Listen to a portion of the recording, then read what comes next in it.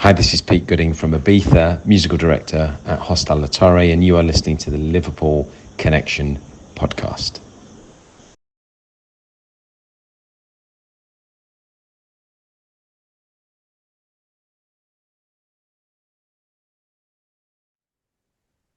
Hi everyone, and welcome to another edition of the Liverpool Connection podcast. I'm your host Daz. This is my football and music episode where I'll bring on a musician that's into obviously music and footy. And today I've got label boss from Terrorhythm, massive dubstep and grime artist, fantastic DJ and producer. It is Chris Reed, aka Plastician, formerly Plasticman, but not Richie Horton's Plasticman. Chris, welcome to the pod. Thanks for having me on. Looking forward to getting into some footy talk. Oh yeah, Chris is a United supporter, by the way, so please don't turn off. But you know, it's always good with Liverpool and Man United banter. You know, that's what football's all about, as long as it doesn't cross a line. But Chris, I know you were talking a little bit before we started recording. So you're a London lad. So you know, how did Man United come into your life then?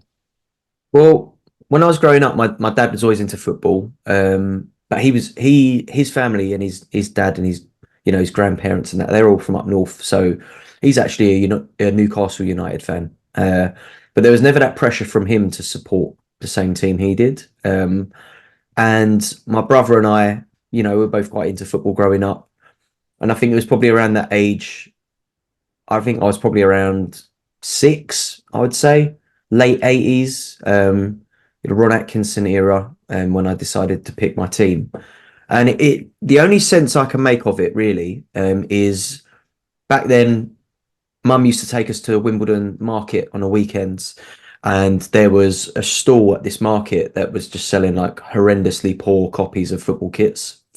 You had to sew the badges on yourself and stuff like that. But it was essentially, Mum said to us, you can pick a kit. My brother at that point had actually been fortunate enough to attend his first football match, which was Crystal Palace. So that was his team. He was in like Cub Scouts or something like that, and that they had like a trip there. So he got to watch a live football match before I did.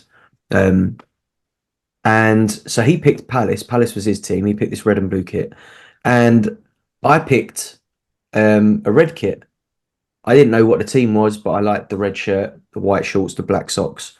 And we got home. My dad's there, and he's got Match of the Day on. And I think it was, I want to say, I might be wrong, but for whatever reason, United were on television when we got back in that day.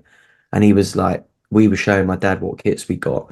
And he was like, oh, that's Man United. They're on telly. And if I remember, my memory serves me right, we were playing Nottingham Forest on the television.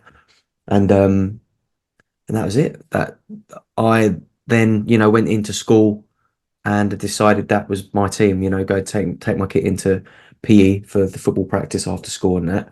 So that was the kit. I think the only other kind of attempts anyone had on trying to sway me any other way was my auntie, who lived in Enfield near the White Hart Lane. And one year for Christmas, she bought me and my brother football kits from the Tottenham club shop. So we had Tottenham kits as kids, but I'd already kind of set my heart on United, which didn't annoy my auntie too much. She was a massive fan of George Best growing up, so she liked Man United. But back then we didn't have the online shops or anything like that. She had the Tottenham shop on her doorstep, and that was what kit she could get for us. So we had Tottenham kits, and I say my brother grew up supporting Palace, who were the local team. So I picked United before I had any kind of idea of how far away that was in the British map.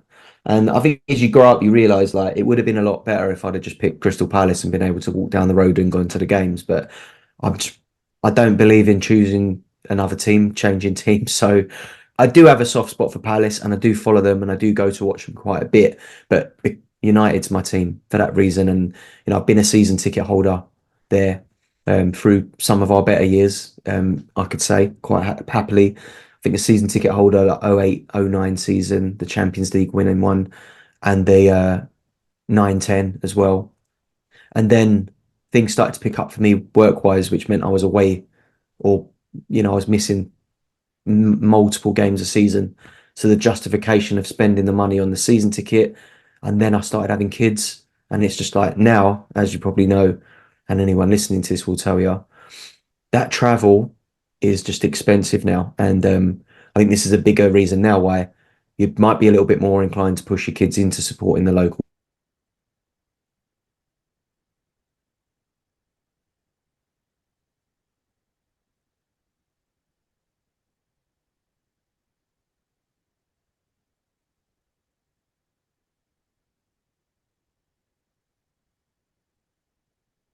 at 150, 200 quid on a hotel if you can't get home the same night. It's extortionate, and it makes even more difficult to kind of follow your team from the state. Obviously, you can watch them on TV easily enough now, but it's not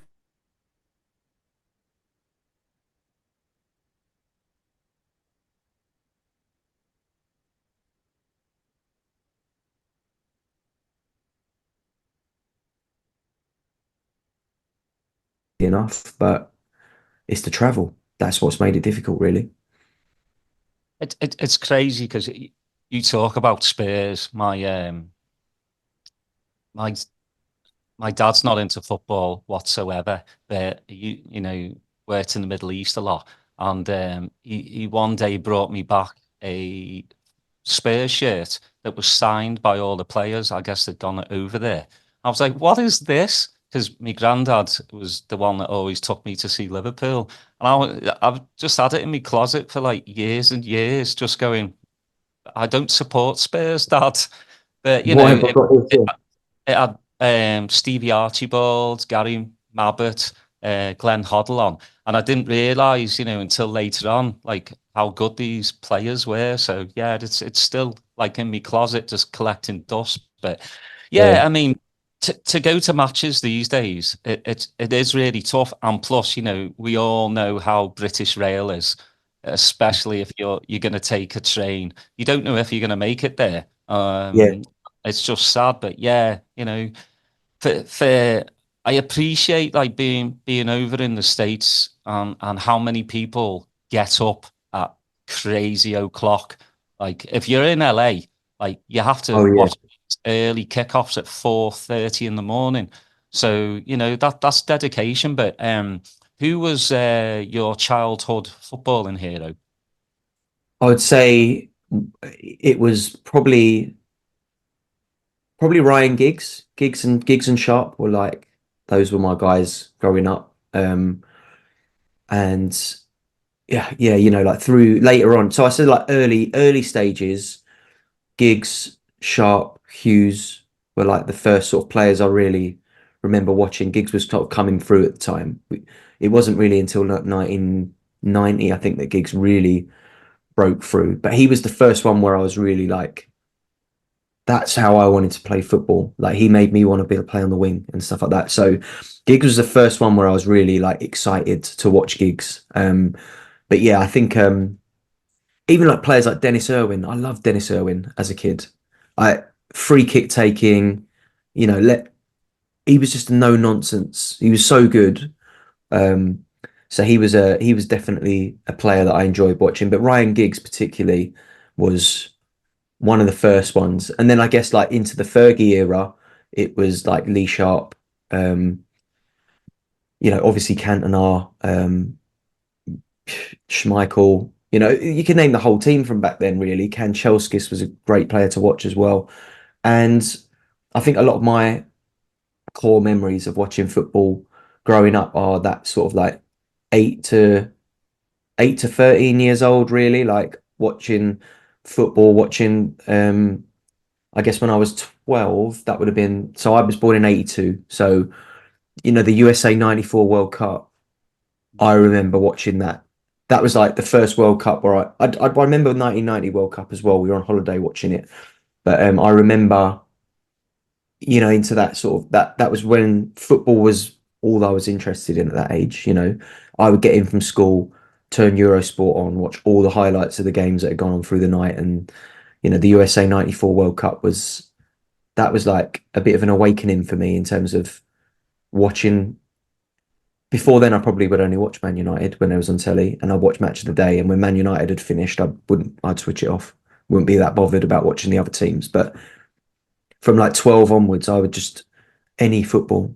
I think that World Cup '94, and England weren't in it. It was like watching Republic of Ireland was about as close as it got to supporting like your country watching that one. But I was so engrossed in almost like the narrative and the story of the World Cup and the teams that, like the Romanias and Bulgarias that ended up having great tournaments. And I was so engrossed in it that from then on, it was just like any football that's on telly, I'll find some interest in it, even if I've not got any. I don't support either team, and obviously back then, too young to be have a bet on it or anything like that. But I was just invested in football so much that if I was indoors, I was either watching football or playing it on the PlayStation or Super Nintendo or whatever we had. And if it was dry, I was outside playing. So yeah, I just was obsessed with it growing up. Just yeah, constantly watching it and loads of heroes. But I'd say United ones. Giggsy was the first one that I really, and then I think a bit older would have been Cantona was a hero. Yeah, I think you can always count on back in the day. There was two things that you did with your family, and that was watch Top of the Pops at Match of the Day.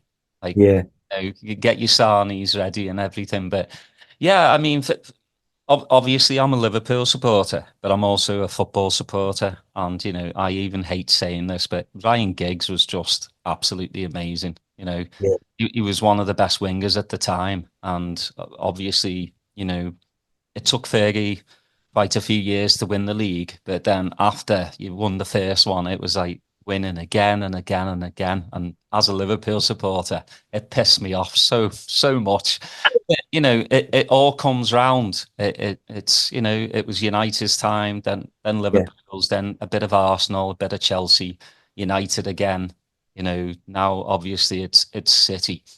Do you remember your first match at Old Trafford? yeah. I do. It was a cup game. We played Reading, and it was 0-0. It was an awful game. I was sat up in the heavens, but I didn't care. It was more about being there and being able to. Back then, it was obviously being from London as well. By the time you get into your teens, I think I'll probably my first game at Old Trafford. I would hazard a guess at it being. I went up on my own, so I would have been a bit older by the time I got a ticket, and I think I would have been. I would imagine I was about 14, maybe 15 at the time. Um, it was really hard to get tickets back then, and obviously this is pre the internet and stuff. You would have had to phone up or queue up at the stadium. Obviously, not living in Manchester, you can't. It was difficult to do that, so everything was done over the phone back then, unless you knew someone who knew someone who had a ticket for you or something like that. And I think in that case, that was my experience. Was a friend of mine. I'm not sure what his connection was, but his parents had some kind of connection to Bobby Charlton via like his foundation or something like that. Because he met Bobby Charlton a couple of times as well at like football sessions and things. And I'm not sure what the link there was, but somehow he managed to get hold of a ticket that was going spare for this like FA Cup game against Reading. And yeah, we went up there together. We were in our teens, got the train up there, and yeah, 0-0 was a really poor game, but it was more about the experience for me. Yeah, there's no feeling like it as though like walking into the stadium. And obviously before that, I've probably only really been to games at Selhurst Park before that, watching Wimbledon or Palace. So I think, and the closest thing to that I would say would have been probably around the same time. I'm not sure if it was before or after thinking about it now, but I've been to Wembley a couple of times around then to watch like playoff finals. Euro '96, I was at the England Scotland game. Um, so I would have been around that time, and I think like I didn't realise how big Old Trafford was until I walked inside it, and I was like, wow, this is like Wembley big. It's not Selhurst Park big. Selhurst Park's like a quarter of the size of it. So yeah, it's one of them memories that I still remember walking in, and I took my son a few seasons back. Um, and I got a video of him walking into the stadium, and like he kind of looks back and he's like, "Oh my God!" And it was nice seeing that and experiencing it through my son's eyes because it reminded me so much of exactly how I felt when I walked in. Was like, oh my God, this is massive. Like I wasn't expecting it to be as big as it was, and he had the exact same thing. So I think it was nice, kind of reliving that through my son a few years back. He's been a few times now, but yeah, you never forget that first time.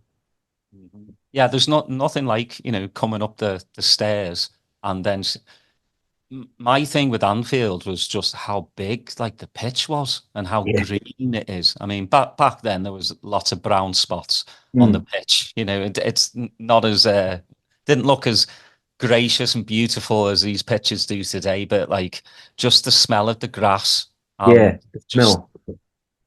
that really like has never left, and I always get goosebumps. I mean, I've been loads and loads of times, and I just every single time the hair just stands up on me the back of my neck, and Yeah. I can't wait to one day take my girls. Hopefully they'll enjoy it, because it's a lot of money to pay, Yeah. for somebody to sit there and go, I don't like football, Dad. You're like, oh, I just Something paid like that. 100 quid. But yeah, it's I see so many videos of first time kids watching, not just Liverpool, but and the smiles on their faces. That's what it's all about. Yeah, It's the definitely. next generation. Get them Yeah. into football, and I think a little bit, Chris, is that's that's where we've lost some of the atmosphere. We've got to get these like teenagers in there singing, and I think like I even know Anfield sometimes sounds like a graveyard. Yeah. I The mean, right fixture, it's like that, isn't it? I think especially like the lower category fixtures through the season, the ones that are easy to get tickets for, um, you might they can go one of two ways, can't they? Because sometimes the atmosphere will feel a bit like if you watch it England, like these pointless friendlies that we play through the season, all these like Nations League games that no one gives two shits about. Like you can hear in the crowd they've given a lot of tickets away to schools, which I still think is really important. I think that's one of the only good things about England having these fixtures is that a lot of tickets end up getting given to kids at schools and stuff like that. And you can hear that, and especially like I think the rise in the popularity of the women's game has been great for that as well because you can actually hear the difference in the crowd. Like there's a more feminine sort of noise coming from the crowd. That means women are going to the games, girls are going to the games. And I took my daughter, my niece. We went to watch Palace Ladies. They play at Bromley, close to where I live as well. Um, and and that was like we were thinking, like you saying you got girls as well, and my daughter's always on at me like, when can we go to football? And I'm like, you didn't enjoy it when we went to watch it before.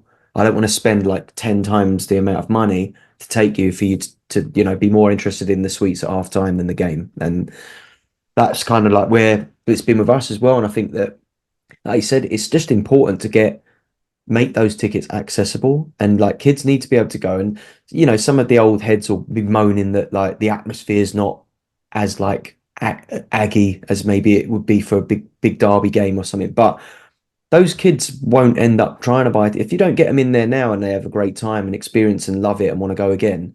Then when they're 16, 17, they're not going to be putting money aside to go and watch football, are they? They're going to be spending it on something else, probably like Fortnite tokens or something like that, like whatever kids are spending their money on. But yeah, it's really important, and I think that we are a bit lost if, especially in London, and you look at the prices of tickets to say like Arsenal or Tottenham.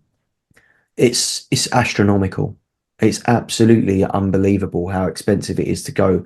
Now, even to watch Palace, the cheap tickets there are probably like 55 quid now, and it's how are we getting the kids into these games unless it's a pre-season friendly or like a Carabao Cup match in the week or something? It's just the ticket prices just don't budge. Premier League fixtures are just so expensive. Um, but I suppose the clubs have to make their money, but it's difficult. I think you've got to find that balance, and I think a lot of clubs and the Premier League in general are just getting it wrong at the moment. yeah, but it's a minuscule amount that the clubs make though from tickets. I mean, when Liverpool came over to the States, I was disgusted at how Mm. much they charged. It was through Ticketmaster or something like that. So it was, people Liverpool were kind of, well, Ticketmaster set the price. I'm like, well, no, you're Liverpool Football Club. I mean, Tell them what to do. tickets were like $150. I mean, this is for pre-season, and it was the first time in 4 years Liverpool had been over here, and I was like, I'm not paying that, not Yeah, to see half the squad as well. yeah, You know?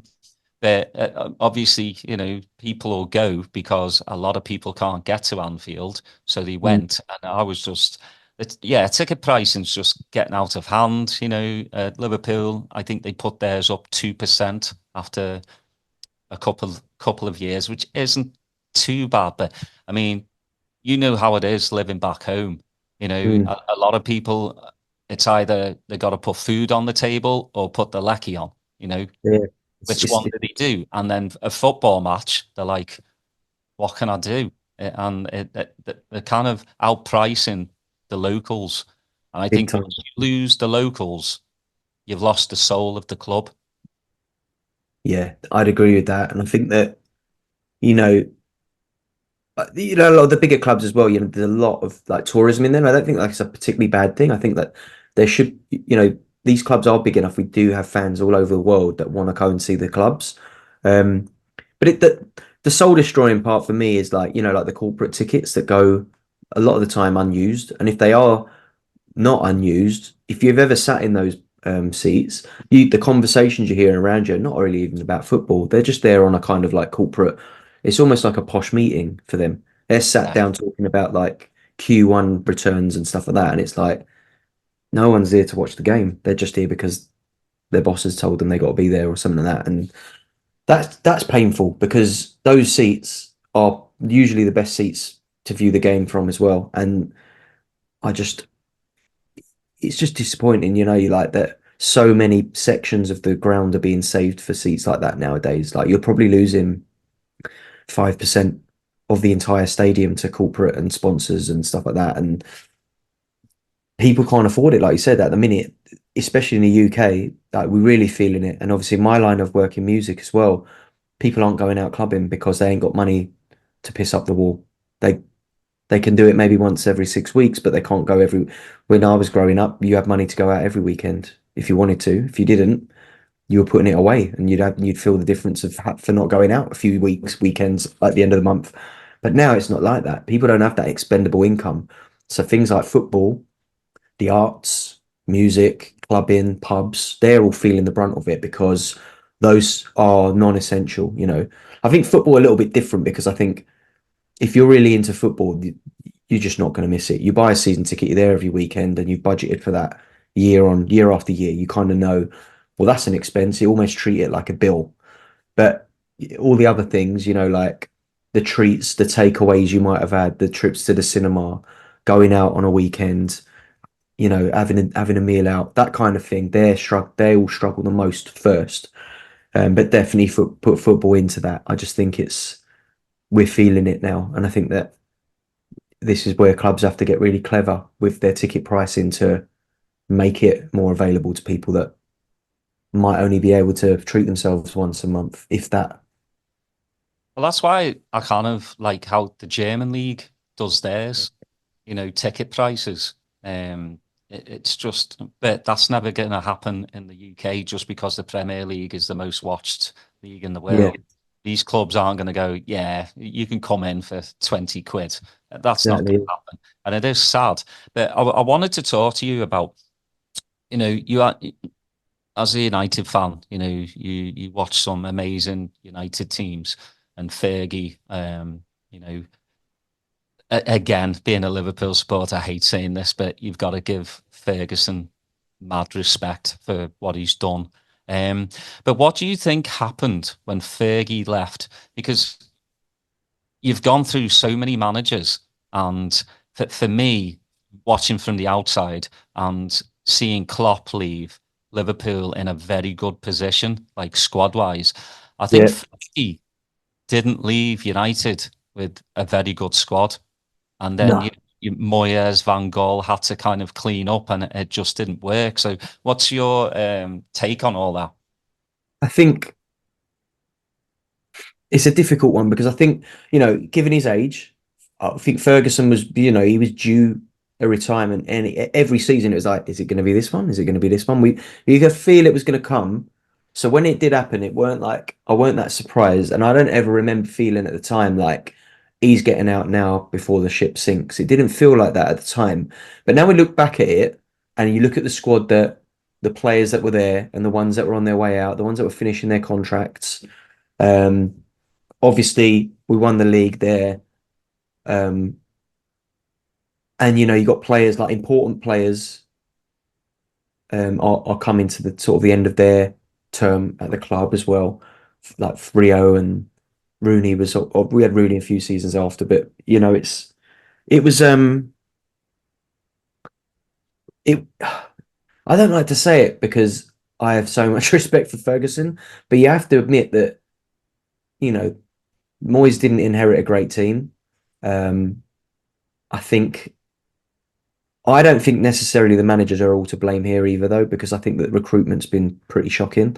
We've bought it's if you can like compare United's activity in the transfer market to someone who buys and sells stocks, they have essentially been buying everything at the top price and selling it at the low price. It's like the opposite of what we should have been doing, which was investing in youth, investing more in, our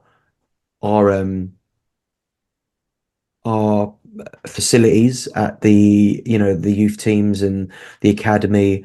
And I think, like when Ronaldo walked out with the furore that he did and did that interview with Piers Morgan talking about the state of, and it's like, you know, light bulb moment. This is where the money should have been spent. When Ronaldo's coming back in and he can't believe that the facilities are the same as when he left like 10 years ago, whatever, that alarm bells should be ringing. And that should tell you a lot about how poorly money has been spent since Ferguson left. And I don't know it, like in Fergie's case, maybe he just had a little bit more weight in the boardroom. And if someone was like, we need to buy this player, he's like, no, we don't. We're not buying that player. We don't need that player. We've got the youth. We've got this. We've got that. I need to buy this player, that player. I just feel like if you look at some of the signings he made in the sort of peak era, Fergie era, most of them were expensive, but they were very effective. He brought in Van Persie, and at a time when we needed a player like Van Persie, and he essentially won us the league. And but a lot of people might have looked at that and thought, well, why are you buying him a player like that at this age? He was proven goal scorer in the Premier League. He walked straight into the team. He walked straight into the system, and he just carried on doing exactly what he did at Arsenal. And he pushed us towards the title. And those are the kind of signs, even little funny ones that he made, like Henrik Larsson on loan, who, a lot of people might forget he even played for United. He was a great loan signing. He'd done some really good business. And I just feel like this season, I'd say like this window, I looked at what we signed and I thought we've done some actually sensible business for the first time, probably since we got rid of Fergie. Like bringing in Lenny Yoro, who is a proven hot talent, one of the top performers in Ligue 1. He's 19 years old. He's performing at the highest level against you look at his kind of like performances against the top end of that table, the PSGs, the Lyon, his stats don't lie. And you're a Liverpool fan, you might have, I don't know if you've read that book, the like How to Win the Premier League, which talks about the statisticians that worked on the algorithms and the data to try and identify those talents around the world. And Liverpool did a fantastic job of bringing in people like Van Dijk before everyone else realised how good he was going to be. Alisson, lots of big signings they made. Getting rid of Coutinho for like absolute, like selling him at the absolute top. Talking about like that stock market thing again. Liverpool sold Coutinho at an extremely inflated price because Barcelona got so much money for Neymar that they were under pressure to spend it, and then they ended up spending on Coutinho at probably like double the amount he was worth. And then they went and spent that money really sensibly. I know United haven't had any of that kind of like cash injection from a big sale, probably because we've been buying players at the peak, and we've been on the other end of that where we're buying those inflated Coutinhos Obviously, we didn't buy a Coutinho, but you could look at how much we paid for Anthony, how much we paid for Sancho.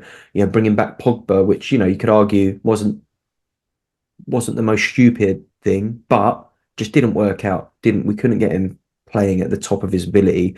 So he's not like the most infuriating one. He's infuriating more in the fact that the potential that he had was like, Ballon d'Or winning potential that we saw once every sort of 10 games or something like that. Not good enough at that level. But Anthony, Sancho, there's so many of these big signings where we make these big like flagship signings where we could have bought a player that is just as capable as these players for a quarter of the price and not had that huge amount of pressure on them to deliver every week. If we'd have got Anthony for 10 million, no one would be talking about his performances. You put that price tag on him, he's under the microscope every minute of every touch, every game. He is under the microscope, and players that young don't need that pressure. Sancho and Anthony are both under 23 years old. Well, Anthony's over it now, I think, but it's a lot. And I think that we tried to invest in youth, but the problem is you're buying these youthful superstars that are like, as soon as someone hits that level and they're under 21 or under 23, you're paying double the price for them because you're essentially investing in the future. But they're so hyped. And I think Lenny Yoro was like the first one in years where I'm like, I don't think many people really know how good this kid is and how good he could actually be. So when we signed him, I thought, good business. Although it's expensive, from what I've seen of him, I was quite excited about that signing. And, bringing in through youngsters like Garnacho. The only other one that really disappointed me was sending Fernandez out to Benfica when we've got Luke Shaw in and out of injuries constantly. We're playing Dallo on the left when he's better off on the right usually. Mazraoui's actually turned out to look like a pretty decent signing if he can stay fit. That's the big if. But sending Fernandez out to Benfica or selling him, obviously we've got this buyback that Ten Hag's talking about all of a sudden. But for me, he showed enough in his academy performances to warrant a place in a team, in a squad that has a left back who is clearly struggling now. He's at this time in his career where he can't stay fit. He went to the Euros, he got a few minutes, he's come back, he's injured again. And no one ever really knows when he's going to come back. I think we're almost treading on eggshells with Luke Shaw now. And it's just, this is the pattern that we've gotten used to since Fergie left, is buying overhyped players at inflated Man United prices and then expecting them to just walk into the team and change everything. And I think in the post-Fergie era, I'd say you could only really like count a few like successful transfers. I think like Bruno Fernandes is probably the one that sticks out as like, that made sense. That's worked. Club captain, makes a difference. When he's on form, he's one of the best in the league. When he's not, he goes missing, as do a lot of players that have played for United. I just don't think we've had that consistency, and I think that's the big problem. And I think in the style of management as well, I think the managers that we've hired are almost like dictatorial kind of, apart from Moyes, say Moyes and Solskjaer. If you look at the Van Gaal, and I think now with Ten Hag, Mourinho had a good balance, but I feel like if you get on the wrong side of Mourinho, it's really difficult to get back on side with him. And I just think Ten Hag is almost like an extreme again. He's a bit like a Van Gaal. Maybe it's a Dutch thing, I don't know. But once Sancho fell out with him, you couldn't believe they were ever going to figure out a way to work again. And he kind of found his way back in the pre-season, and there was all this news of they've kind of fixed their issues, but it was so blatantly obvious to me that was just a way to try and like get his fees back, get his price back up. He's had a good few months back in Dortmund. He's back in the side. He's playing in pre-season. Who wants a piece of him? We want 60 mil. Like, no one wants to pay that for him because everyone else knew what we were up to. And I just think it's things like that, is like recruitment, man management more than stats, more than tactics sometimes. I don't particularly rate what Ten Hag is doing. I think we lack character. We lack identity. I know that's like cliche to say, but I never know what to expect from us when I'm watching United.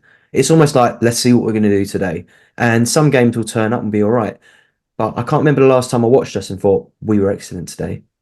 I can't tell you how long it's been. And I think, yeah, I never really had that with Fergie. I kind of turned up knowing what to expect. And even though other clubs did as well, we were just so effective that it was just like, it's a bit like City now. You kind of know what they're going to do, but they're so good at doing it. What can you do?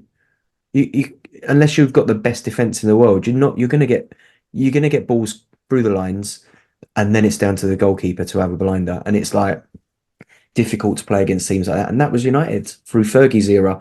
And unfortunately, like you said, sometimes it's their time, and we're basically where Liverpool were through that Fergie era. Just more and more disappointed that we're letting things slip. You know, we're not bringing through enough blood from the academies. Nothing's really sticking. We've got a couple of like stalwart, legendary players in the club that are trying their best to pull everyone together, but it's just not clicking. And yeah, maybe it is just our time to be a bit shit for a decade or two and hopefully come back better. But there's a lot of things that need to change in the infrastructure, and hopefully, the changes that were made last year, we start to see the fruits of that in the next few seasons. But I'm not expecting much this season, and I won't be expecting much next season either. But yeah, it is what it is. Some United fans get really upset about it, but I'm a bit more realistic in what I expect. And for me, our squad isn't a top six squad. So if we finish inside the top six, we should actually be quite happy with it. But, that's not a club of Man United stature should not be in this position. This should have been planned. We should have planned for this season like 5, 6 years ago, and we haven't. So that's why we are where we are. Well, I think winning the FA Cup saved Ten Hag's job, Big time. 100%. You know, Big time. and then when you're a bit rocky at the start of this season, I thought like he's going to be the first one sacked. I mean, he still could be. I really thought that like you lot would go in for Pochettino. I I think did. he would have been a good fit, and I guess I don't know. The hierarchy might have asked him, and he just said he wasn't ready to come back for football. I mean, I'm surprised he's the coach of the US now. That's just mental. Really? But a lot of these good coaches just are sick and tired of probably day-to-day stuff. Klopp was the same. I Yeah. expect Klopp to be the German manager probably within the next 5 years. Yeah. Just because, I mean, I can't imagine being a top manager of a Premier League club 365 days a year, basically. Your life's put on hold. You can't do the things. You get a couple of weeks off during the summer, maybe, especially with the way UEFA and FIFA are pretty much using these players as I call them like racehorses. They're just Yeah. soon, that we're going to be playing Premier League matches in the US, in Europe. It's just getting out of hand.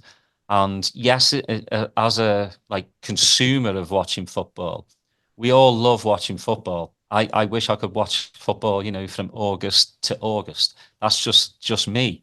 But in reality, we're watching players get injured, like muscle injuries consistently, and it's been happening and it's going to get worse. But I'm with you with United. You've just made so many like bad decisions on players, and it's not just the transfer fee, it's the wages as well. I don't think Yeah. you should have brought Ronaldo back.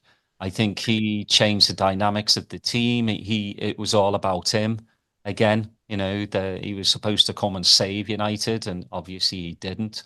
But Tough one because when he did come back, I think obviously you don't buy Ronaldo to make him a squad rotation player, do you? Like he's gonna come back and you're gonna have to build that front line around him because that's he's not gonna sign for you unless you tell him you're gonna do that. And I think that like he was, in certain games he was absolutely outstanding, like hat trick against Spurs, and he saved us in the Champions League a few times that season, his last season. And like saved us from some big embarrassing results, like managing to salvage draws and wins out of games we should never have been anywhere near losing points at. But like you said, Ronaldo at his age, at the Premier League standard, he cannot play 90 minutes every game and then play in the Champions League and then play, you can rest him in the cup, he probably doesn't care. But if you rest him in a Premier League or Champions League game, he's pissed. He's not happy, and it's gonna cause issues because of like the nature of him as well as like a competitor. You can imagine him being quite outspoken in the changing room in front of everyone. You know, I've heard stories of him, in the changing room at Juventus, come like storming into the after the game saying, if we had 11 of me on the pitch, this wouldn't have happened. And it's like that kind of attitude in front of young players and stuff like that. It's not great. Even if you are Cristiano Ronaldo and you can back it and you are who you are and you've done what you've done, right? You still can't really talk like that. So I can understand why he probably like caused this issue. But then I think like since we brought in Ten Hag and he started to kind of like sideline him a little bit, and you could tell that they two of them butt heads a bit too many times. The goals just dried up. So it's almost like the thought of sometimes like after he left, there was so many times I'm like, if Ronaldo was playing as a centre forward in that game, we would have nicked 2 goals. Like, and if you look at the beginning of this season as well, United sort of XG versus like how many goals we actually put away. We were underperforming our XG by we had the worst performance and XG in the whole league, which tells you we're getting the ball in the box, we're getting shots on goal, but our forwards are not finishing. And for me, Ronaldo is probably still one of the best finishers in the world. You put him on the ball in the 6-yard box or maybe within 10, 12 yards of the goal, he's probably going to score 80% of the time. And we just weren't doing that. Xerxes looks a bit shot shy. I think we look better with Højlund up top. He definitely has a little bit more of a killer instinct when it comes to, give them the ball in the box. He's not looking to put a shot. He's looking to get a shot off. He's not looking to pass again. Whereas I think Xerxes he's almost like, he's more of a classic 10 than a 9. And using him as like a sole striker is almost like a non-event. So yeah, Ronaldo's a sore one for me because he's such a club legend. I can accept that. I think it was bad bringing him in, but then there's a part of me that's like, you put him in that team now, we'd have won that game. We'd have won that game. We'd have won that game, even if you only had him for a half. And that's the thing that hurts the most because the way it ended with him didn't sit particularly right with me. You never want to see, if Steven Gerrard came back to Liverpool and was kind of like ridiculed out of the club and he kicked off at like the state of you'd be devastated as a fan. And I think that's how I felt with Ronaldo, was like, I didn't want to see it end like that. It's like watching a really bad breakup, isn't it? And it was horrible as a United fan and maybe as a football fan. I know like some people are very tribal about Messi, Ronaldo, blah, blah, blah. I love them both. And I don't like seeing legends of the game kind of like stain their status and their legendary kind of status within the game. And I think that the way he went out was so disappointing. As much as, like you said, I think he wasn't the right player to bring in. Again, he was another example of like, we did it probably more because there was whispers of him going to City, and it's like, we cannot let that happen. Get him to sign here. And I think there's probably more about that than signing him. But they probably made that money back in shirt sales and ticket revenue again. But didn't, into football terms, was probably not the one that we needed to make, really. Do you have time to talk a little music? Yeah, of course. Do you know what? Like, I'm just looking at the time now. I thought my kids are actually back in now. That my wife's managed to go and get them, so I don't have to. I've got time. I've got flexibility. Nice.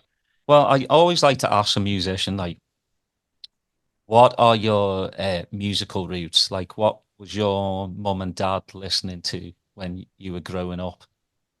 So I had the pretty basic standard kind of musical upbringing. A lot of people have like the cool parents who are listening to jazz and Northern soul and stuff like that. I don't have any of that. My parents don't play instruments. I didn't grow up playing music or anything like that, really. Everyone listens to music. So like my dad's into like Rod Stewart. My mum, liked, a bit of Motown, stuff like that. So we had like Tina Turner, Diana Ross, Lionel Richie, that kind of stuff was what I would have heard growing up, and then and then whatever was on the radio. I didn't have like the crate digger parents that some people have as DJs. Like, but it was normally like quite popular music, what a lot of people were listening to at that age, at their age. They didn't have any kind of obscure records in their collection. Everything was stuff you'd have known. And so yeah, my musical upbringing wasn't really forced onto me in terms of like I did like what my mum and dad were listening to. And if I hear it now, it brings back like not the nostalgic feelings of like for me, like things like Bruce Springsteen and that, I remember hearing that in the car on the way to school and stuff like that. And yeah, that was me really. And then I think like as I got a little bit older, again, it was like in my early sort of like late, when you got your Walkman and that, taking that to school at sort of 12, 13 years old, I was then taping like the top 40. And I think that like I was leaning a little bit more into dance records back then. And then I think when I was maybe like 12, 13, it was like Snoop Dogg. When I heard rap, anything that had swearing in it, sign me up for that. Like, I think that was just like the rebellious teenager in me and my friends who were listening to it. And I actually quite liked Snoop Dogg's Doggy Style album. That was like one of the first things. But then as I got a little bit older, the whole Britpop thing happened. And I think you're obviously like, you're always influenced by your peers as well. So I was always like, what's everyone else listening to at school? So obviously it was Blur, Oasis, stuff like that. And then when I was maybe 15, that's when like jungle and drum and bass started to like filter into people's listening habits at school, going to those first house parties at like 15 and that. It was like jungle tapes from like rave tape packs and stuff like that. It never really captured me though. Like I heard a lot of it, but apart from Ronnie Size, Represent and Goldie, I didn't really listen to a lot of the early jungle drum and bass stuff. And then I think like I was definitely like more again like I leaned into electronic music. Just jungle was a bit too fast for me, so I started sort of my initial personal kind of like finding what I liked. Ministry of Sound started putting these compilations called Future Sound of the UK. I think I heard an advert on the radio for it, and I was like, that sounds good. So I went out and bought this CD, and this CD was a DJ mix that kind of started out at that kind of like trip hoppy, like Fatboy Slim, Chemical Brothers, that kind of vibe. And then it got into stuff like DJ Decline, like Breaks. And then it ended on like Liquid D&B, like Jungle Brothers and Moving Shadow, that kind of stuff. And I was like, that blend of stuff intrigued me. And I thought I was really cool listening to it. I thought no one else is listening to this. Like all my friends are listening to jungle tapes. Um, the beginnings of garage right at the end of my school. I was like, that some of that sounds all right, but I wasn't digging around for it. So I was listening to this breaksy stuff, thought I was really cool. And then when I got to college, 16, 17, 18, that was when I that's when I kind of started hearing garage a bit more. And UK garage on pirate radio particularly. So I'd come home with my coursework to do from college. My friends in college would sit there with one ear in each in the class, listening to whatever tape someone's got. And 90% of the time, it was a recording of a pirate radio show or a tape pack from a garage event. So that was my first sort of like, I quite like this music because it was that same sort of tempo as the break stuff. Um, it had the MCing on it that Jungle had, but it was a little bit less constant and in there that I liked. And then I was like, I like this. So then I started going home, trying to find a pirate radio station on the FM dial, sit there, do my coursework, record it so I could listen to it the next day at college. And that was the first time that I really felt like I was going scratching beneath the surface a little bit of music. I think before then, like growing up, my favorite bands growing up were like Jamiroquai. I think that was the one thing that I really liked that wasn't because all my mates were into it. I really liked Jamiroquai, but I'm not. My mates knew who Jamiroquai were, but they didn't really listen to Jamiroquai like I did. And I went to see Jamiroquai in concert like 3 or 4 times growing up. So I was a fan of Jamiroquai. But then, like when I get to the garage thing, there were other people into it, but it felt a little bit like you had to know where to find it. And in Garage's case, that was pirate radio. And you know, finding pirate radio stations was easy enough. If you had an FM dial in your house, you could just kind of like scan along it until like you pick up a bit of crackly, you know, pirate radio comes in. You find something that's half decent enough to listen to without like it being too crackly. And I was happy enough to sit there, record, listen to that. So from there, it was just listening to garage tape packs. Hearing DJ EZ was the one when I heard him on a tape pack. My friend brought in. It was like the way he mixed and the songs that he selected and the way they kind of like dropped into each other was different to any other DJ sets that I'd heard, and it really made me want to DJ. And so part of that was learning to DJ. But then I think I didn't particularly like when the DJs talked over the tunes on the radio, and everyone done it. So on the pirate radio, you've always got someone talking on the microphone. So I'm recording these things. I mean, I wish I had just had these set tapes without the DJ talking all over them. But that you just couldn't get that unless like a mix CD came out, and then it'd be, you know, again, very rare for that kind of music for the song to come out as like a garage mix compilation. There'd probably only be one or two a year. So you'd be looking at like pure garage, pure silk, and then the occasional other thing that would end up on CD. So everything was still tapes. But yeah, when I started getting into DJing, it was like, oh, I can just, even before I really knew how to mix, I was quite happy just recording that entire song on its own onto a cassette and listening to that, because unless you were a DJ, you couldn't do that. You couldn't, this is pre any of this music really coming out on CD. It was all vinyl. So it was the only way to get hold of it. Because it was not being sold in like major record stores unless it got signed to a major, at which point it's probably been heard by people like myself for about 18 months. So you're sick and tired of the song by the time it ends up on Top of the Pops. Like all those garage records, Little Bit of Luck, you know, Flowers, all those famous ones that most sort of regular radio listeners might be aware of. We had heard those songs on the underground for at least a year before the majors picked them up. They'd have done 200,000 units on the underground that have gone completely unrecorded because the independent record stores don't report back to the chart companies. So they're probably outselling a lot of like the songs in the top 40, but completely unbeknownst to anyone in the major labels who was so out of touch with what was actually going on in the clubs back then. But yeah, I was so obsessed with that style of music, and it was a hobby that turned into a job. Like I never got into it thinking it would ever be a job for me. I just thought it was a bit of fun. Thought I'd be mixing in my bedroom. Then it was like, right, I want to get on radio. Then I got on radio. It's like, I want to get in the raves. And then it was like, how do I make tunes? It was just, once you get, I guess, once you realize you're good at something, it's like, how can I get next level? And it's the same, I guess, with footballers that are like, you get into the academy, great. How do I get into the first team? I need a loan. I need to show what I'm about. Get a loan. Do have a great loan. Get a new contract.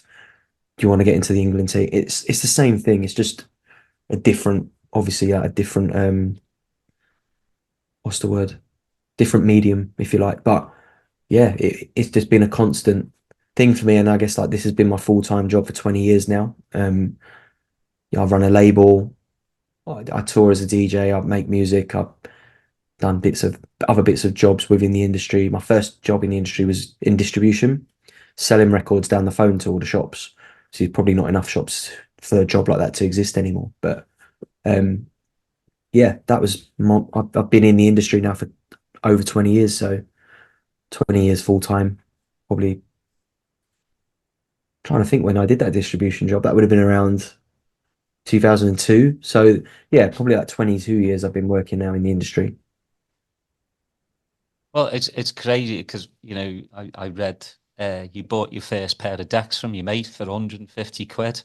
That's Yeah. insane. That's insane. He must have really needed the money. Yeah. He wanted the money to buy a computer. He had his decks, and that was my introduction to like having a go on the decks. He was in college. We were both doing art at college, and we used to have like a 2 hour lunch break some days of the week, and he lived around the corner from college. So a few of us would just go and sit in his house and he'd have a mix and that. But he was so anal about us touching his decks. He'd be like, go on, have a mix. And then you start sort of having a go, not really knowing what we're doing. And the minute you start doing it wrong, he's like, no, let me show you. And I'm like, oh, I wanted to have a go. You're never getting a go, so I was like, always left his house desperate, like, God, I just want to have a go on my own. Like, so then he said like his birthday was coming up and he wanted to sell all his decks and his vinyl and that so that he could get a computer with Cubase on it. So he had a computer, he just needed to pay for Cubase, which I think was about 500 quid or something like that. So he sold me his decks for like 150 quid, 2 decks and a mixer, and his headphones. And I had a few records that I bought at that point. Not many. I think I had like 5 or 6 when I bought the decks.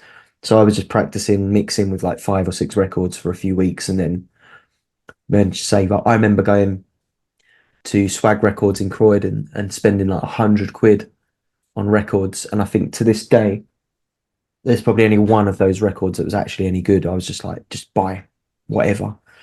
But yeah, I started the record collection and yeah, bought those decks and that was it. Just like, again, like those decks were 150 quid. They were really cheap, like Sound Labs. So then when you start getting your first sort of bookings or start going to a club or whatever, and I'm having to play on Technics and the torque on them is so different. It's so much heavier. It's direct drive versus belt drive. So for anyone who doesn't know the difference, turntable with a belt drive is just like, it's kind of, it goes around on like almost like how a bike goes around. It's sort of like a bit of plastic wrapped around a wheel that kind of spins it around. So you can almost stop the record dead by pinching like the bit in the middle of it. The Technics are direct drive. It's almost like, you know, a car. It literally like drives itself around like a motor. And that is much harder to slow down or speed up. It's very much like a more well-oiled machine. So the step up from, you know, like slowing tunes down with my finger on the belt drive, which, you know, the slightest touch would just bring it really down. Going into a club and like the mix starts wobbling a bit and you're like, oh, like trying to like, nah.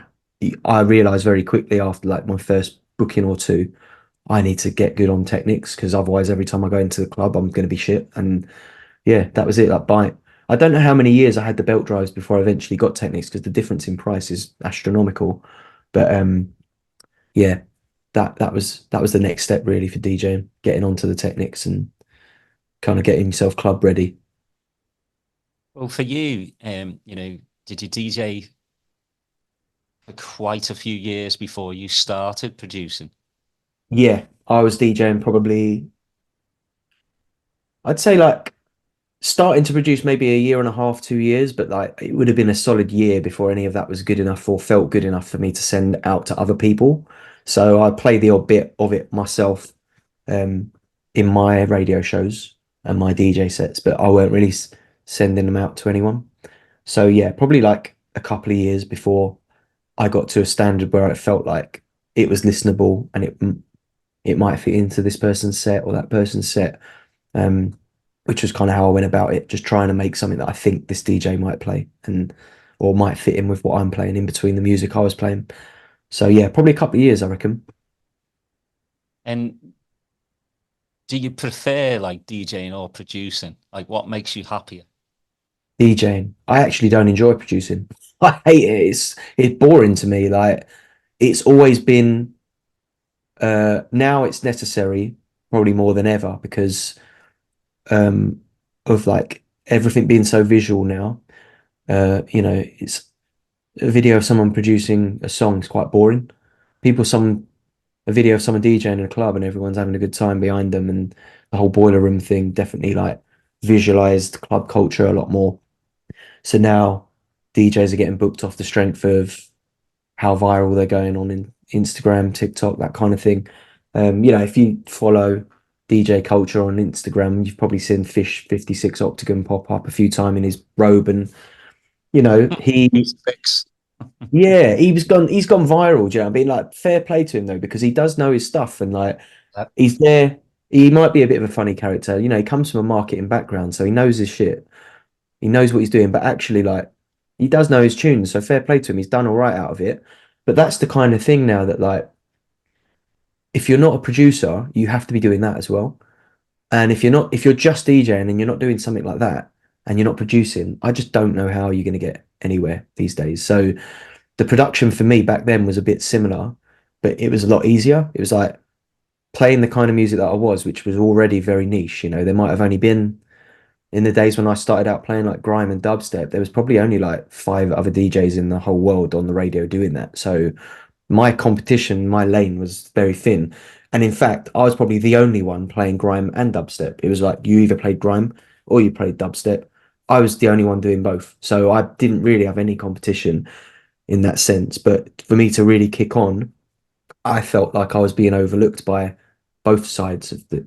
It's like, oh, I'm doing both, which is great, but the guys that like grime maybe think I'm playing too much dubstep, and the guys playing dubstep think I'm playing too much grime.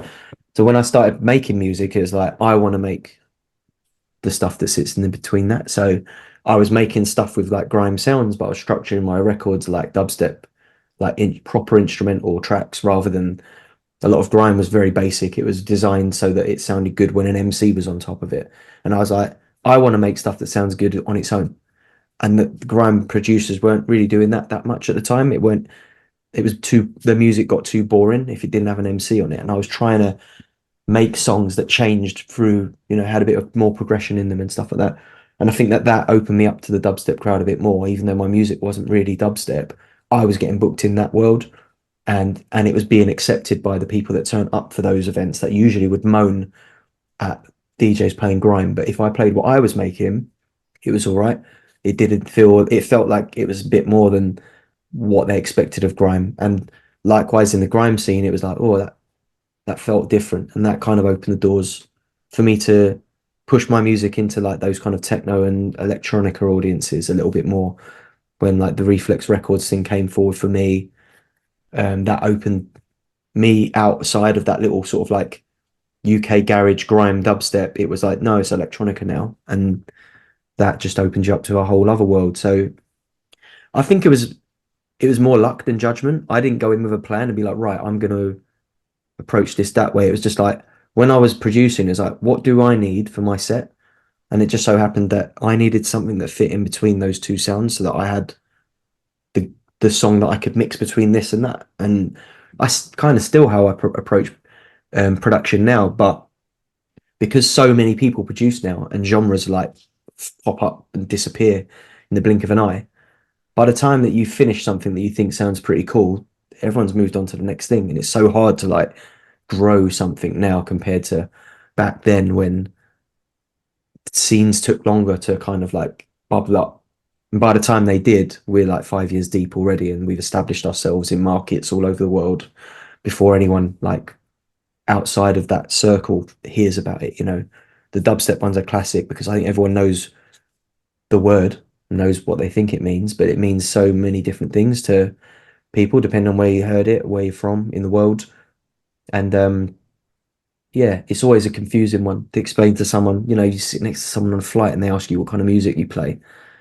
I don't like to tell people I play dubstep because the kind of dubstep I play, I know is not what 90% of people think dubstep sounds like. And yeah, I think every genre is a bit like that now. Like for me, I started playing drum and bass and like breaks, new school breaks. I like my progressive house as well. But a game changer for me was Burial. Mm, I was like, what is this? yeah, Because it wasn't too bass heavy, but it no. was very percussive and just like soundscapey for me. Mm, And today, I guess you would put it in electronica. If it was on the Beatport genre, I would think you put it in there. yeah, The genres are just they blend into each other nowadays anyway. But it was a game changer for me. Just that whole album, I was like, holy shit, what is this?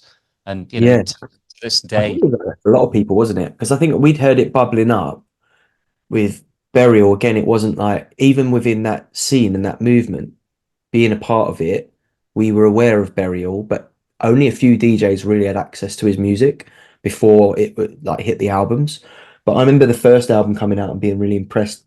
People were telling me, "Oh, have you listened to the Burial album?" And I was like, "No, I haven't checked it yet." And they're like, "It's pretty cool. Like, go listen to it." Then I listened to it. I'm like, "Wow, this is like." It reminded me a lot of the music that I started out DJing. You know, like LB, Steve Gurley, like early two-step UK garage, like the darker stuff. But it was less syncopated and it was a bit wobbly and it was really emotional and it was like dark, but it wasn't the kind of music that you could drop in the middle of a garage set. It would have sounded completely alien, even though it was clearly very garage leaning. It was like, this doesn't sound like garage though. It sounds like something else. And it didn't really sound like dubstep, but it kind of sounded a bit like Horsepower, which was like the early dubstep, or maybe Z Bias, or you can hear the influences in there, but it created its own space. And I think that's when, if you really want to like stand out as a producer, that's what you got to do. You got to take all those influences and create something new with them. And that Burial, those the first two albums particularly, were just like, no one's doing anything like this, and everyone that everyone that's attached to any of those influences that you can hear in there will get it, and everyone got it. Anyone that listened to garage was like, it's pretty good. Anyone that listened to electronica is like, it's not in your face, big build up, big drop. Like, they get it because it's like it's a narrative that goes through the album as well. It's not just like a collection of songs that you've made that are good. They all kind of fit together. They tell a bit of a story, which was also very different for anything that was coming out of the sort of grime, dubstep, garage continuum at the time. That album was so, well, but those two albums were so outstanding that they made everyone think about how you put your album together. An album can't just be 10 tracks that you like. It has to flow, has to have some kind of sonic palette. And Burial really did that, at least within that section of music that none of us really thought about as much. It was just a lot. It was a coming of age moment, I think, for the scene, that the two albums, that the two first Burial albums that came out on Hyperdub. But yeah, I think it changed the game for a lot of us. Even, people that didn't listen to dubstep, it was like, wow, what's this? But people that were in the scene that knew who Burial was, even for me, listening to those albums, was like, wow, this is different. This is unreal. I can't, like, Burial's Untrue album, particularly for me, is so nostalgic. Like, I listen to it now and it is like vivid. I can remember exactly where I was sat when I was listening to it, how I felt, what was going on in my life at that time. It's mad. Nothing else from that time holds that level of nostalgia for me. But that album, it's weird. It's really visual for me. And I don't think I don't think there's been an album since Burial Untrue that's done that for me, really. I think, like, I obviously always check out what people in my peers are doing. And I think the next time anything made me feel like it was gonna make a difference was and it did, was Skepta's Konnichiwa album that came out in 2014. It felt like a reset that was needed very much, especially within the grime scene, and to come from an artist like Skepta, who at the time had kind of fleeted away with the kind of commercial end of things. He'd done the sort of crossover tunes. He was on television and like T4 in the morning sometimes, and he crossed that path into the mainstream. But then he made this album that felt almost like, wow, like this is a collection of songs that really encapsulates the energy when I first met him, and I felt like that was going to have an impact, and it did. It ended up kind of re-energizing the whole grime movement, and then we ended up having artists like Stormzy and Novelist and all these people come through at that same sort of time.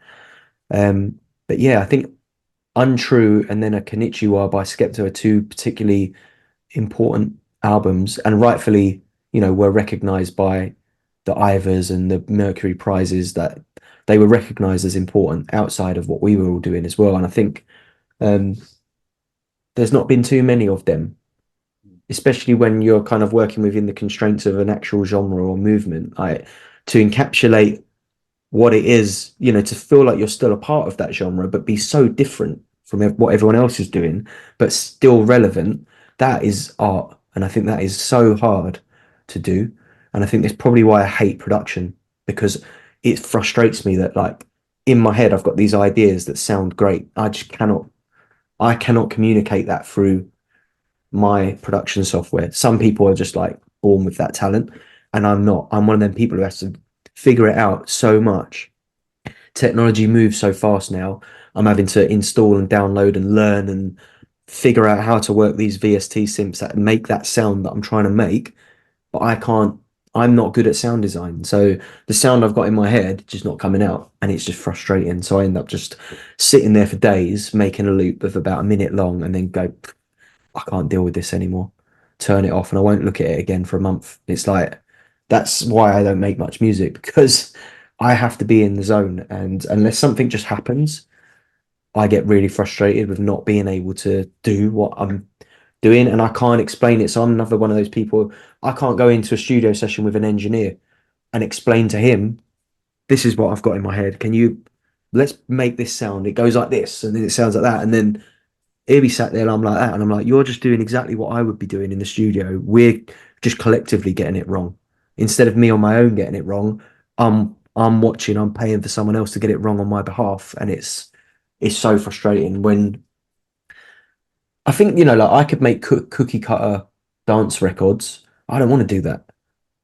I want to make something that feels like gives other people that feeling that I get when I heard that those Burial albums, and it's like I want people to feel that. If I'm going to make music, it has to be like that. I want to challenge people. I want to make something that sounds interesting but different. And yeah, it's very rare that I'll get that to that point in a production where I'm like, this is good enough to release. So I don't release a great deal of music anymore. And sometimes I push myself to do it, so I put some stuff out that's a bit like, we need to put some music out. I still like it, but I know it's not the one. But we got to get something going. We got to get that algorithm kicking in, ready for when I've got the one.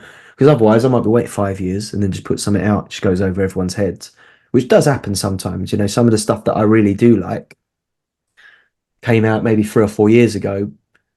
It kind of is leaning into garage, which people are starting to play the last year or two.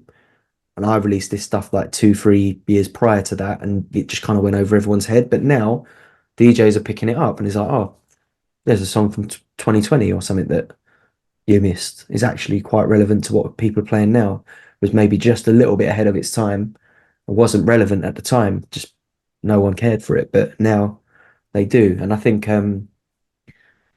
that's not necessarily a bad thing. I think if anything, you can be quite proud of that as a producer, that you maybe just were a bit too ahead of the curve with your ideas. But yeah, I think that's how you stand out, really. You got to try and create something new that's relevant still. Well, I mean, for me, like dubstep became a dirty word in my house just Yeah, because of like the Skrillex. It was very the American dubstep. They took it and made it just uninteresting. It was paint by numbers dubstep, and I kind of lost my way with dubstep. Because everything I was listening to, Excision, same thing. It like for me, music needs to move me, yeah, and it has to have soul. And electronic music can have soul. I know a lot of people, probably listening aren't into dance music or electronic music because they think it's, not real. It's not, proper instruments, guitar, piano. But electronic music can move you. And yeah, I just lost my way because that's all I heard. But are you a Fortet fan, Kieran? yeah, I, yeah, I, I think I love what he does because he pushes the envelope, but he keeps it, again, just beautiful soundscape. And also when I heard him and Burial do Moth, yeah. I had that holy shit moment. Just, Kieran just knows what he's doing. But it does make me cringe when he's up on stage with Fred again and Skrillex. I'm like, oh, Jesus Christ, not again, you know, because I I, just love listening to Fortet. Like when he DJs, he takes you on a journey. I know, when DJs like I take people on journeys, you kind of like you're up your own arse.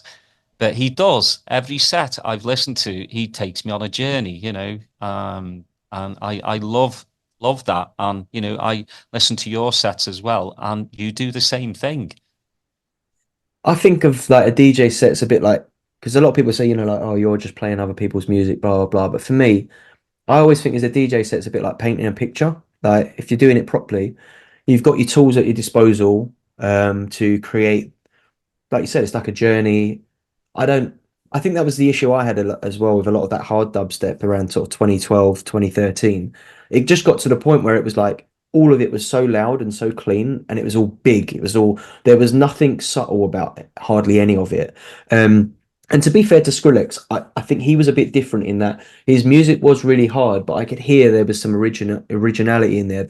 His riffs and his synths were really clever, whereas a lot of other people, like you mentioned, Excision, to compare Excision with Skrillex, Excision was more like beats and bass, very clever sound design, big sound, big drops, hard, and like what he was doing compared to Skrillex was like they're both making this hard, insane sounding music that for like your average listener is unlistenable because of how extreme it was. And it amazed me how big that sound got in mainstream, because it was like this music is this should not be daytime radio music, but it got so big that playing like a Skrillex record on like lunchtime on Radio 1 became quite a normal thing to hear. And it was such an extreme end of what we were doing in the dubstep world, that for me, that someone who liked to sort of select from different pockets of those sounds like grime, dubstep, bits of garage and breaks was still kind of part of my markup.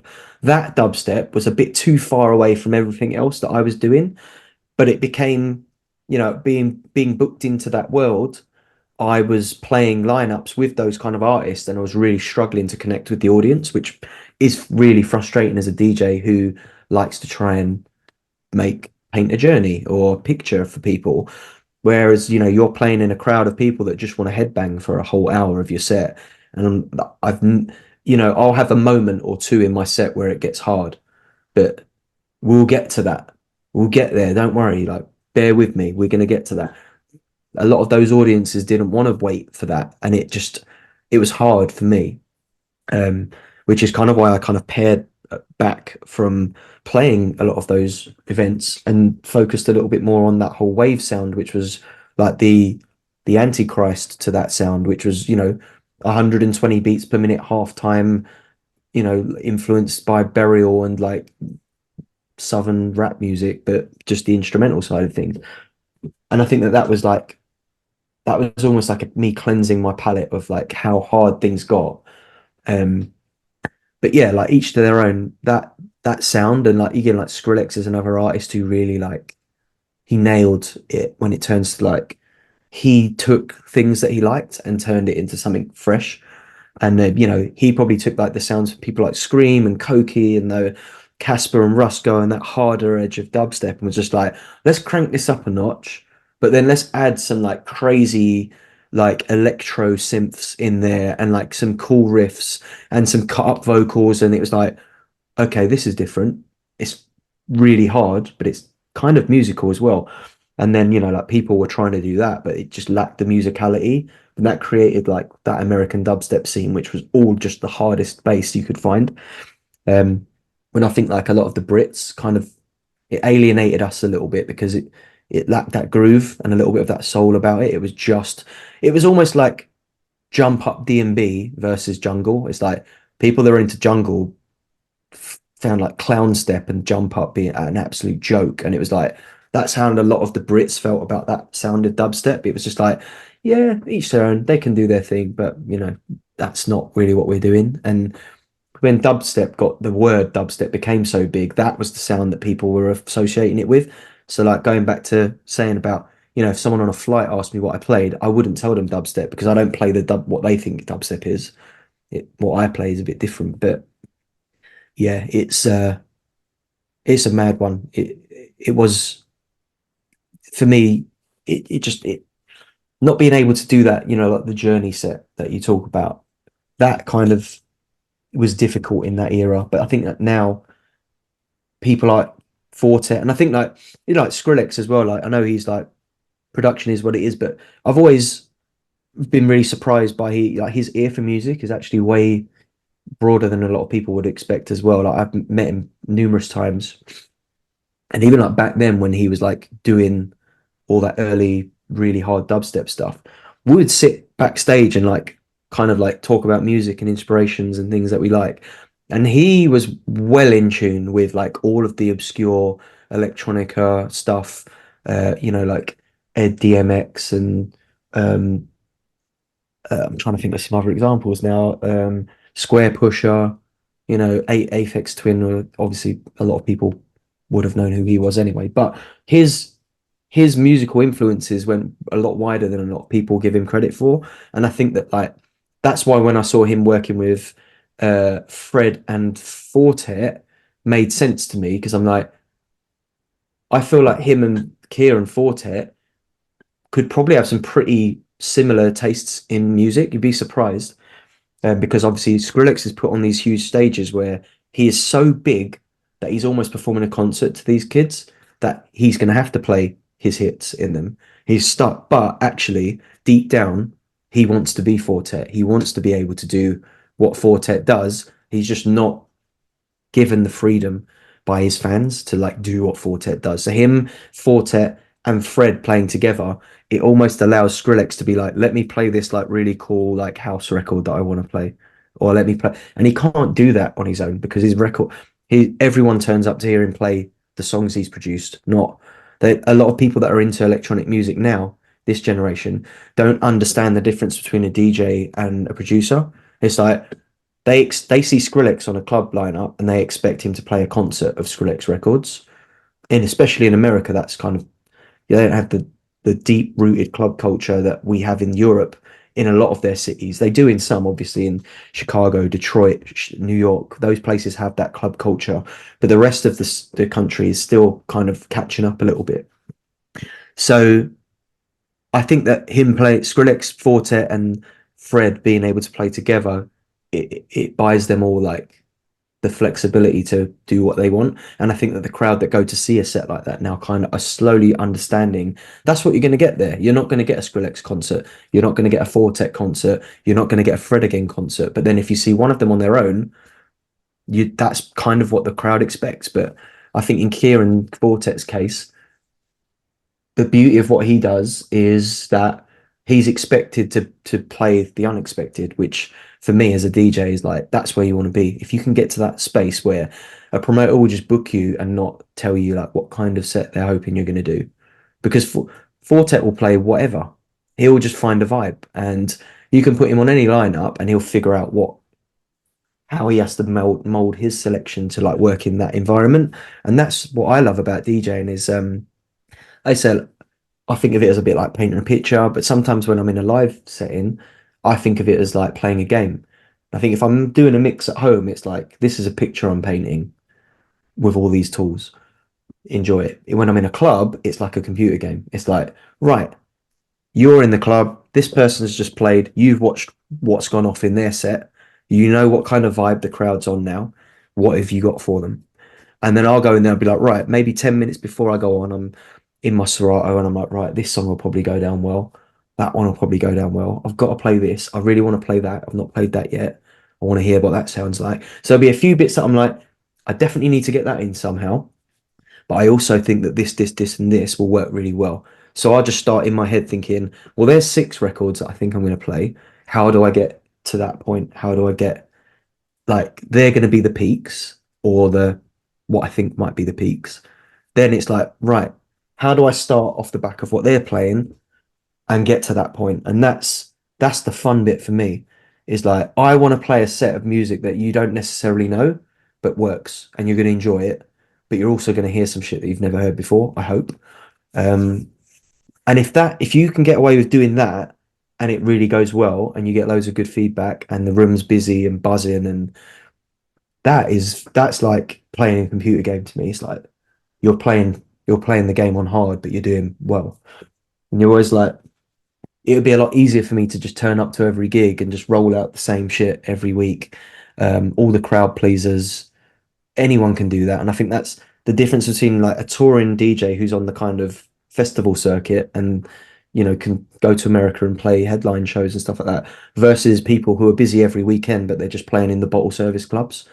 You play in the bottle service club, do a 3-hour set and just play the same Chris Brown record, play all the current like Drake and Kendrick hits and throw in a few house records and a bit of Amapiano and like get all of that vibe, but it's all like the hits from all of the. It's like turning Kiss 100 on in the afternoon, and you get a bit of everything. But those DJs will be busy every weekend just doing the same shit, and it's like not that's not challenging to me. I don't enjoy. I wouldn't enjoy that personally. It's like cheating. It's like playing a game on easy.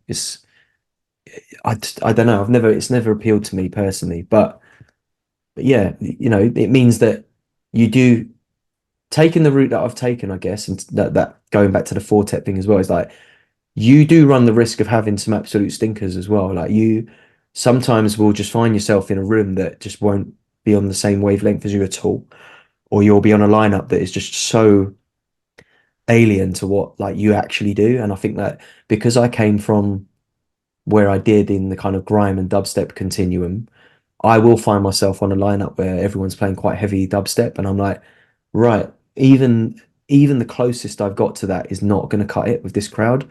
But you don't want to like, I just can't bring myself to just go, well, fuck it, I'm just going to play a really hard set, and they'll have to get on with it, and they'll be, you know, anyone that's actually come to see me play will probably be a bit disappointed, but overall the room will figure it out. And it's like though you do have a few gigs like that where no matter what you do, it's just not going to connect. You just have to accept that the promoters got it wrong sometimes. They booked you on a lineup that's not really what you're about. And I think that I get those sometimes where the promoter just knows the songs I've produced and expects me to play a set of stuff that sounds like that. But when I'm DJing, I'm not there to just play my records. I don't want to do that. The only reason I made records was to try and get DJ bookings. So it's like it's like the snake eating its own tail a little bit, because it does annoy me in some cases that my most popular songs are all stuff that I made in right now almost 10 20 years ago in some cases. Well, in some cases it is 20 years ago, but I don't DJ songs from 20 years ago. I DJ songs from now and what's coming out in the next 6 months. So for me to try and play songs from 20 years ago and make that relevant to what I'm trying to play now, it's very difficult. But yeah, some promoters just assume that that's what I'm going to play, I think, and it does lead occasionally to a few odd bookings where I get there and realize pretty quickly I'm not really what I thought I was going to be able to do is not what I'm going to be able to do, and then you just have to kind of bend to it as best as you can. Well, Chris, it's been an absolute pleasure chatting to you, mate. I wish you all the best with the music, and hopefully we'll see a new record, you know, in the not so distant future. I'd be lying if I said I hope United do well this season. I hope you get relegated, but We might do. nah, you'll be all right. 11th or Oh, take uh, top half. but yeah, if you want to check out Chris's music, you can go to plastician.bandcamp.com, or you know, the regular Beatport, Spotify, all that good stuff. But again, Chris, you know, it's so great to talk to, you know, somebody I listen to and I admire, and who is also into football. You know, again, that's why I do these episodes, because I get to, you know, chat with like-minded people, and you know, it's just great to have you on, and just, you know, go back and forth. Yeah, it's good to chat. I think it's always nice from a musician's perspective as well when you're touring and you meet someone else who's into football, because it's like you kind of have that instant rapport with someone. It's always nice to be able to mix up the chat. So yeah, this is ideal for me, like being able to talk about music and football. Like, I could probably chat your ears off. You know what I mean? As you probably can tell already if you've listened this far.